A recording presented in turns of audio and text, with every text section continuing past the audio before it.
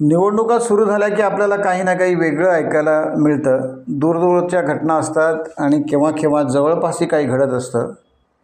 अशीच एक आश्चर्य वाटणारी घटना गुहागर नगरपंचायत निवडणुकीत घडली आहे.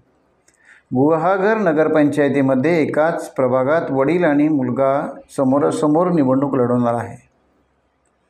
गुहागर नगरपंचायतीच्या वार्ड क्रमांक 13मध्ये शिवसेना शिंदे गटाकडून वडील राजेंद्र अर्जुन भागडे हे नगरसेवक पदाची निवडणूक लढवित असून त्यांच्याच विरोधात त्यांचे चिरंजीव राष्ट्रवादी काँग्रेस अजित पवार गटाकडून सौरभ राजेंद्र भागडे हे त्याच वार्डातून निवडणूक लढविणार आहेत. या निवडणुकीकडे संपूर्ण गुहागरवासियांचे लक्ष लागून राहिले आहे. वडील विरुद्ध मुलगा ही लढत गुहागरमध्ये आकर्षण ठरणार आहे. टाइम्स डिजिटलला लाईक करा, शेअर करा, सबस्क्राईब करा आणि बेल आयकॉन दाबायला विसरू नका. Times digital.